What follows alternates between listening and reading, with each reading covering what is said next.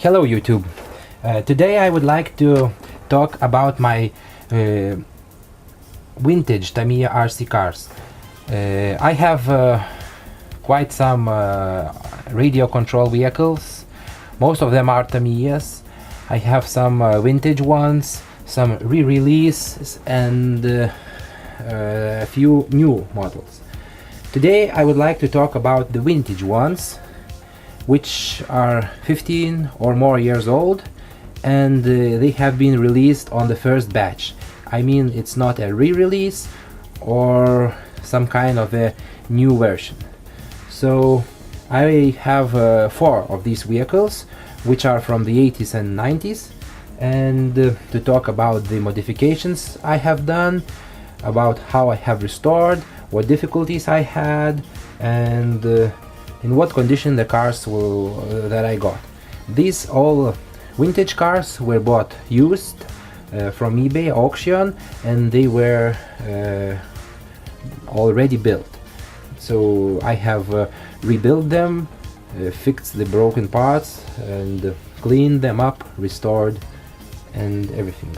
So today I will be talking about the Bearhawk, about the Super Sabre, the Fighter Buggy RX, and I have one big vehicle, which is a Tamiya's dual motor Wild Dagger VR01. Okay, so let's start with the Fighter Buggy RX.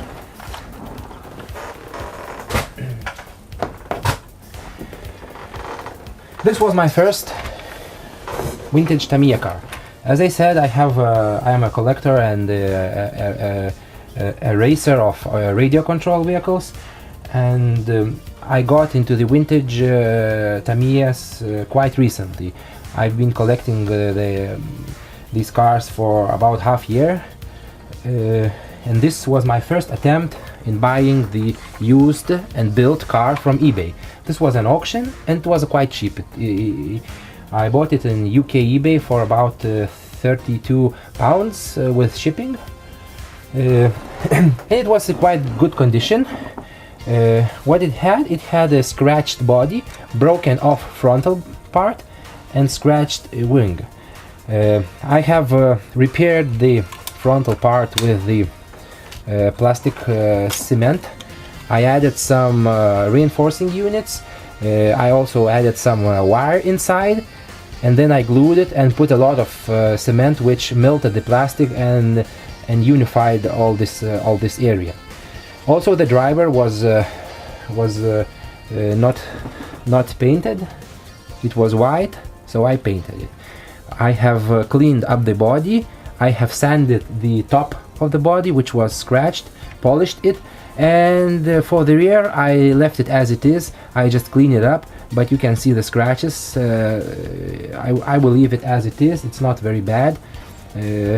You can see the signs of use. Now about the chassis. The chassis was in very good condition.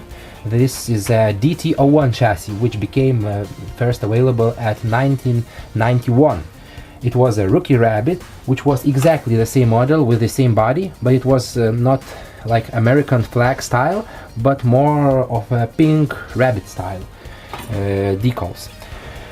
So for now, this model has been left with the vintage electronics. I have never tried the mechanical speed controllers. I wanted to try it out, but I have made some modifications, and this car is going for quite an interesting thing. I will tell you. So first of all, let's start that this is a solid rear axle buggy, like Hornet, Grasshopper, but this is the last iteration of these buggies, and it has essential flaws fixed. This is a DT01, a two-wheel drive DT. The T stands for two-wheel drive. It's a DT01 chassis, which has a different rear gearbox and a different attachment. You can see it pivots and up and down and sideways, but it has some key differences from let's say Hornet. One of the things is that the shocks are laid down. They are laid down at very steep angle. This eliminates the pulling of the shocks when under acceleration. And one more thing, you know, for lunchboxes, for Hornets, everybody makes a third shock mod. This car does not need it because it has a pivot here, a fixed pivot like a small finger, on which the gearbox casing rotates, and it doesn't go anywhere under acceleration. I mean, it doesn't go upwards like on the Hornet. What else? For the front, I have tried modifying it.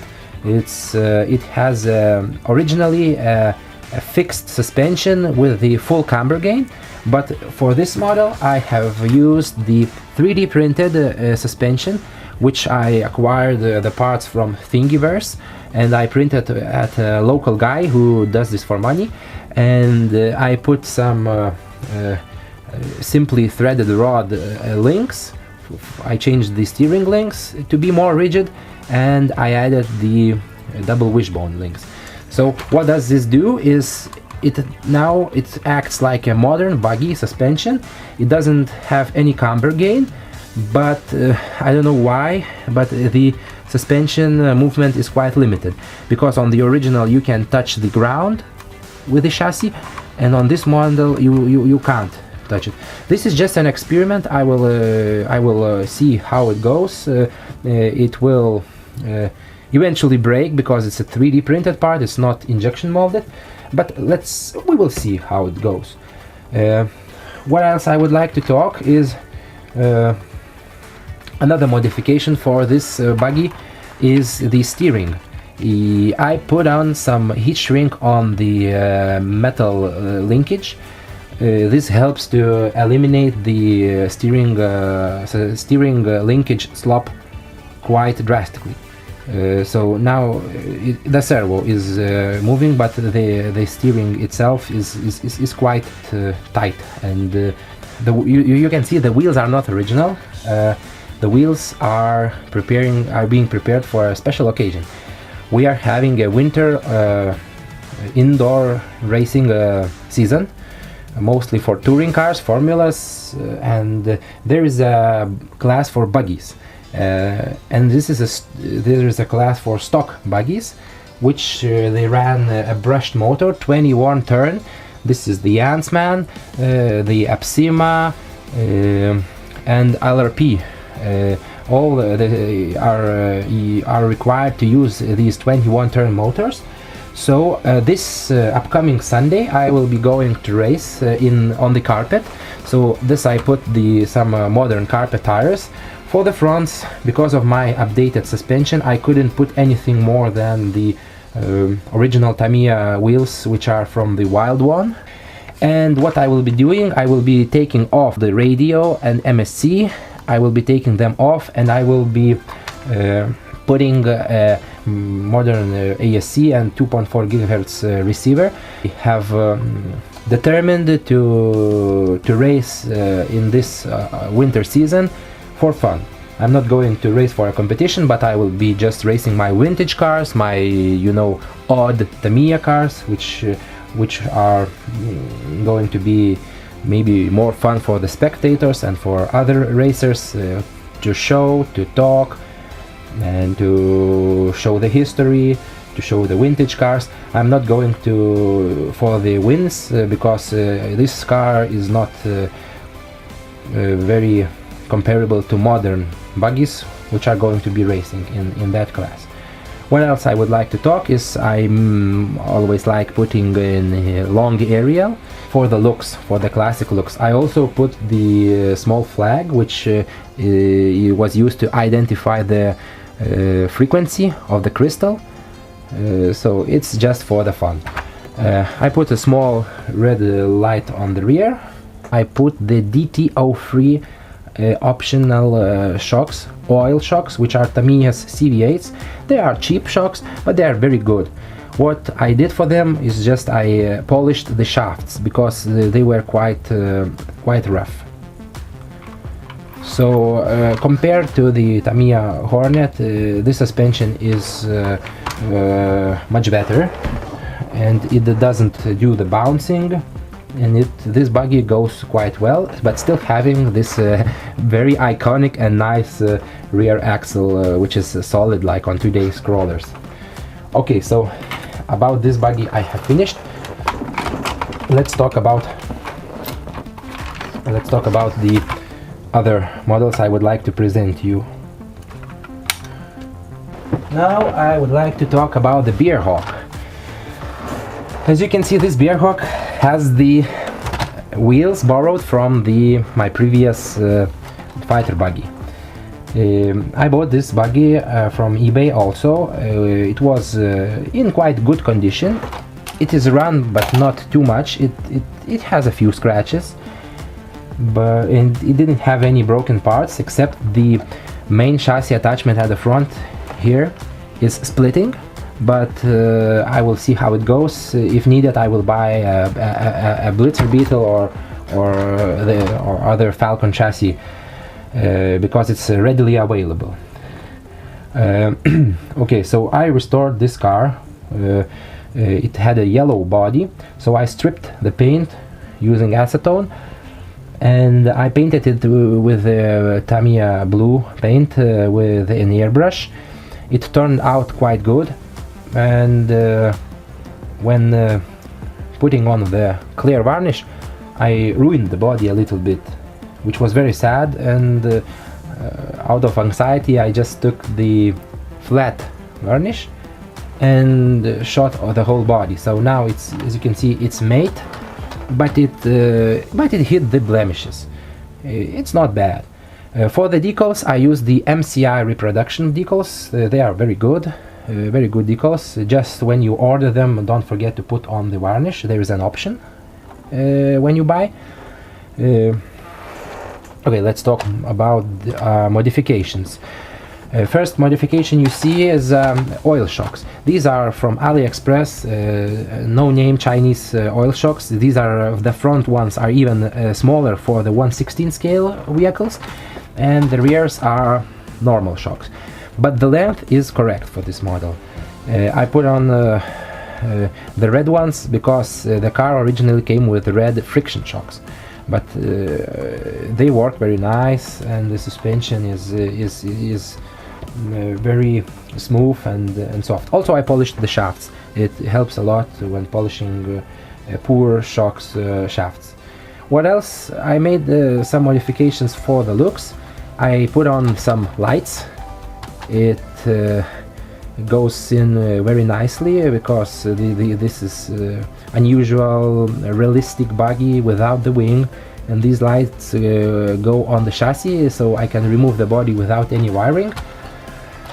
I put a small PCB strip with the two red LEDs. I made it on SMD plate just to have it very small, but it has some tail lights, and also I put the cooling fan, which is absolutely not required because this motor runs cool, but it's just for the looks, you know, to have like an air-cooled motor. Okay, let's take off the body and talk about the inside.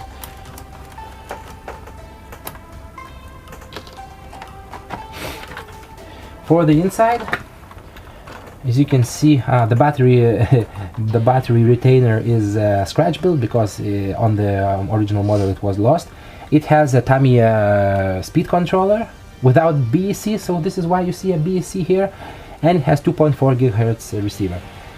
I still use this antenna just for the looks, but the wire is much shorter.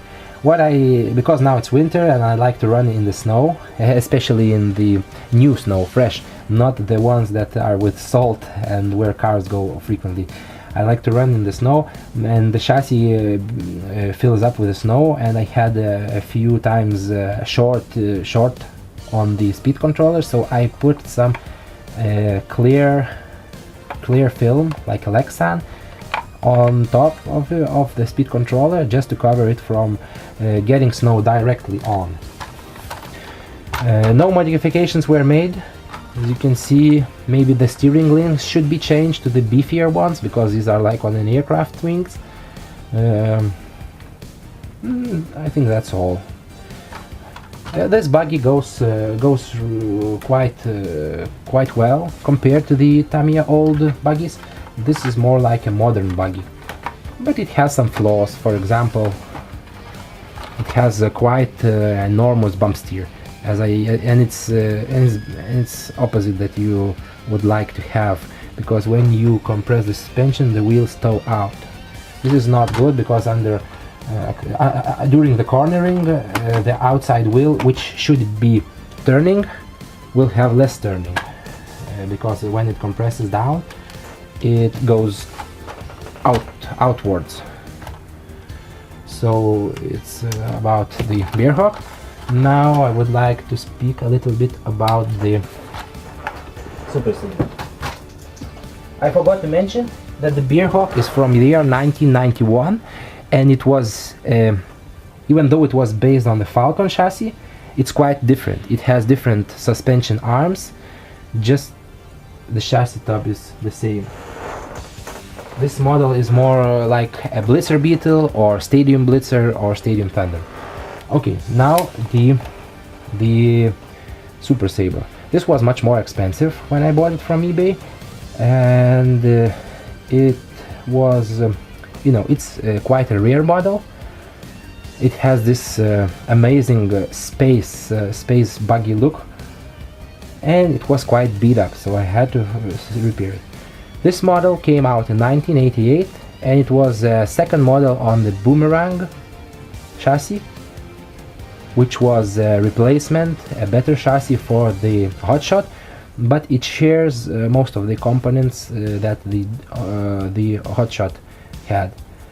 For this buggy, I left everything stock, except did some modifications, and I now have put on some, let's say, modern wheels, because the old ones are quite hard and dried up, so they are only for display purposes, but these can be run. There's an interesting thing that the body came painted in original color, but it was hand brush painted. You can see the brush strokes. It adds to its unique look, because it has a history. The previous owner used the brush, so I just left it. I thought that if I try to strip the body, I will destroy it, so I simply tidied up the decals. There was some peeling off decals. I have tidied them up, glued them up, changed the blacks to the my own adhesive film, took off the bad decals, repaired all this framing around. I made it from black film, and I think I will leave the body as it is. As you can see, it has an original tray, which was also hand painted, but I painted it sprayed it in black. This model has all the original electronics, the mechanical speed controller, the original silver can motor. You can see you can identify it by the white end bell, and it has very nice features, like these holes everywhere for routing the wires. This is very interesting, because the wires can be routed from the electronics to the components very tightly. What I did is I simply used this part and offsetted it outside to accommodate my LiPo batteries, because it was used for originally for a 6-cell hump pack, which had a hump. I mean that there is a battery door and there is a space for that hump I told you. So okay, now we have this model. I think it was run quite a lot. It has a few scratches on bottom. What it had, and what is very notorious about the Boomerang chassis, is that it had all arms split at these mounting locations. This is because you use the how it's called, screw pin. Yeah, that this pin tapes when you screw it, tapes on the plastic. And because the plastic hole is quite small, you usually during the tightening you stress the plastic and it splits. So all arms were split.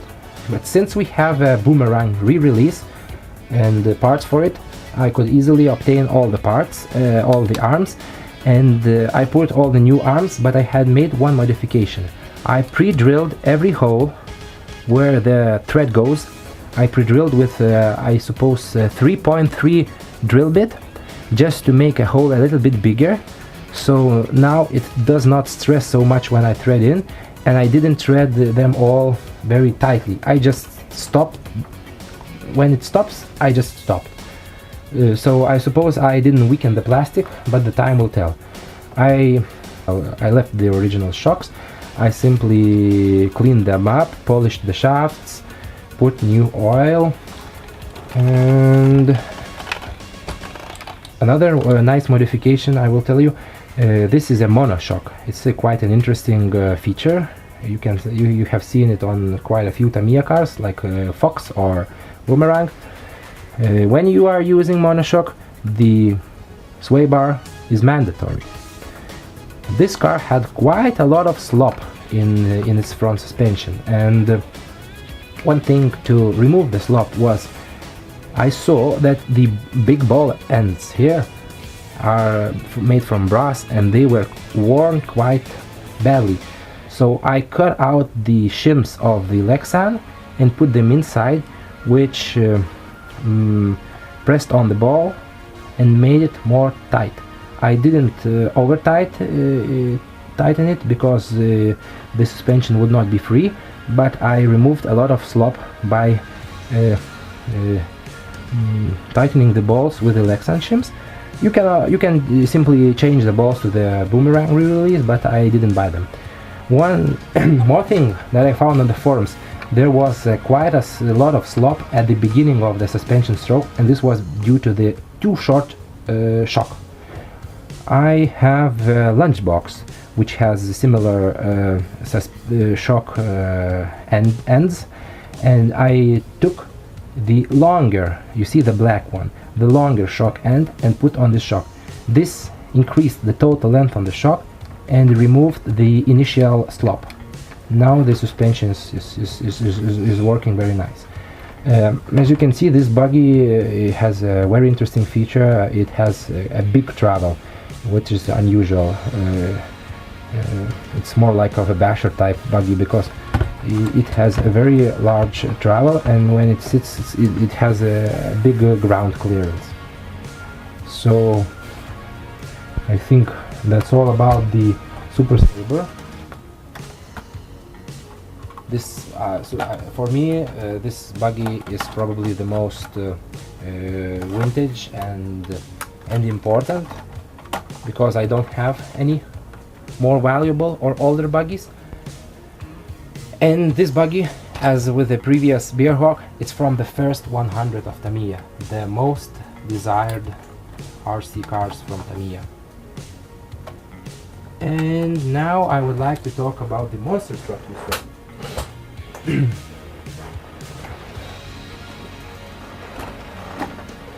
This is Tamiya dagger. You can see that the body is different.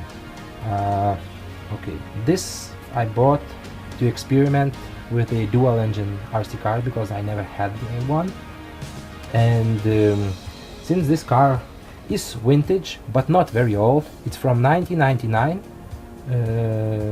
I thought that I will go a little bit further with it and I will try modifying it. So I will talk about the features I made for this car. The first thing you see is, you know, that dagger has a modern pickup truck body, a blue one. Model came with that body, which is in average condition. I will be running it, but I always liked the Proline 50s Chevy body, and I always wanted to test it out. So first thing I bought the body, a new body for the car. I will show you the body. Okay, I have made it with the lights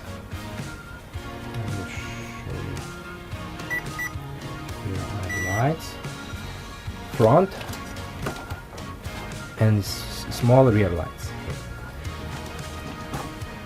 As I like to do with my Tamiya models,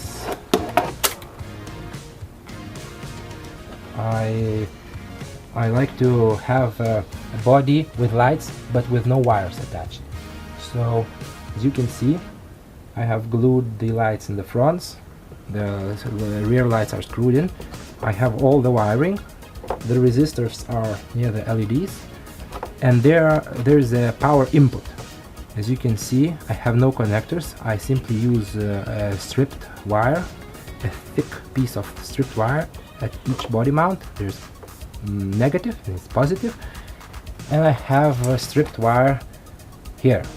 And when I put on the body and when I clip it with clips, it presses down and makes the contact for electricity. Now about the chassis.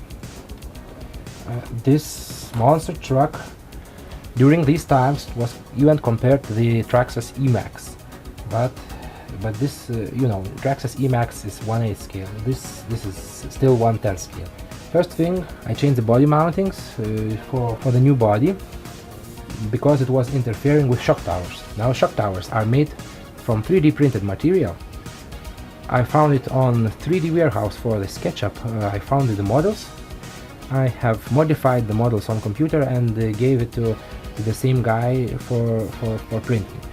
What it does, it raises up the shock mounting positions considerably.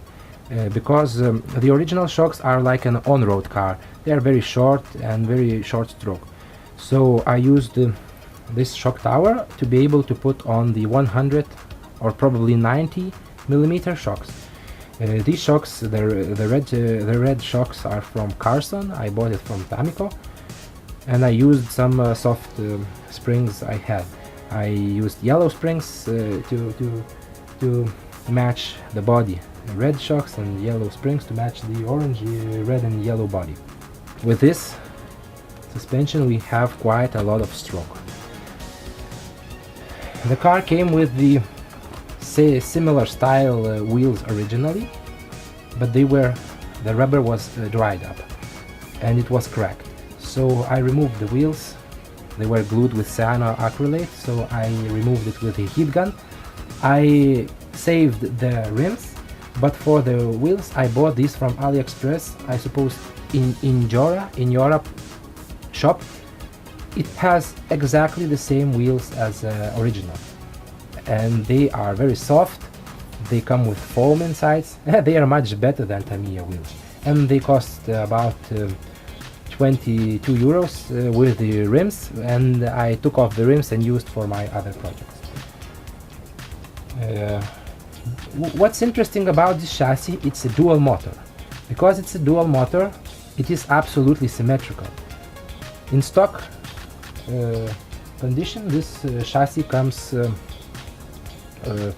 with only front wheel steering, and what I did was a 4-wheel steering. I will show you. Just bring my transmitter. I wanted to make this car more of a crawler.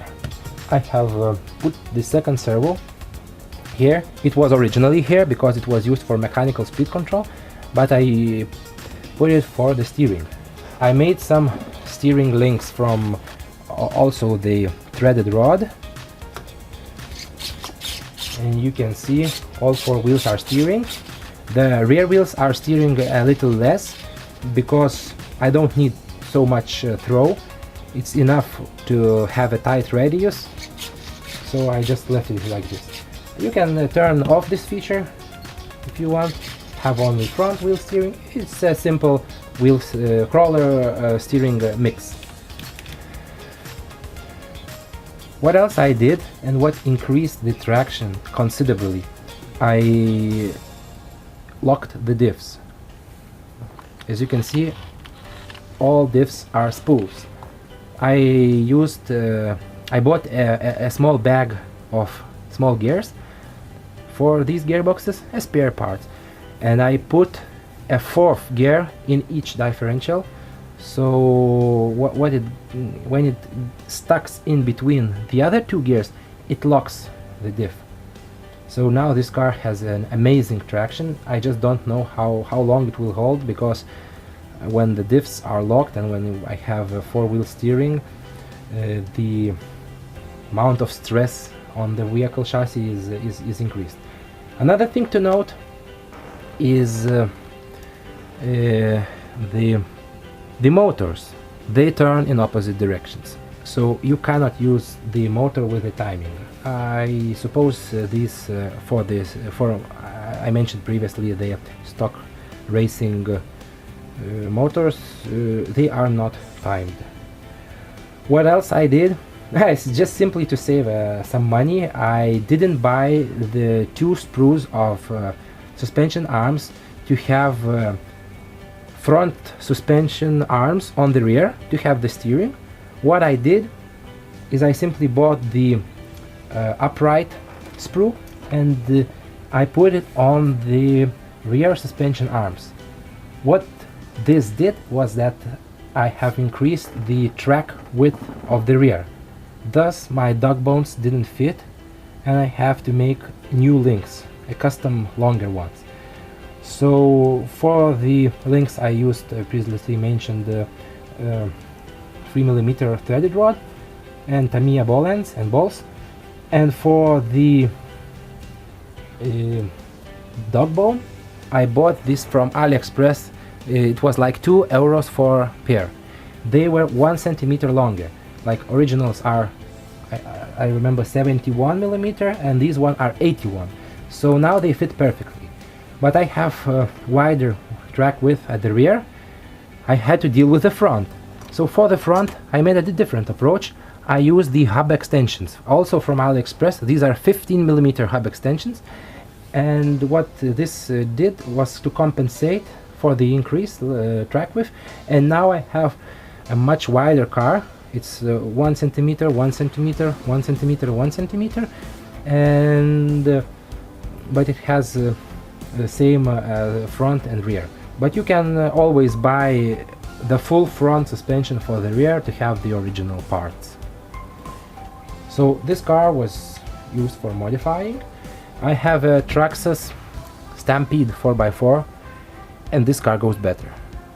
It's amazing how this old monster truck can be transformed. I will not be running it as a Stampede because the Stampede, you know, the Traxxas models are indestructible. This model is more for show or for some mild running. I'm not going to jump off the building with this car. So for today I think I'm finished with my vintage cars. I don't have any more vintage cars. I have another cars I would like to show you next time. Maybe I will show you my re-releases, which include the Wild One, the Lunchbox.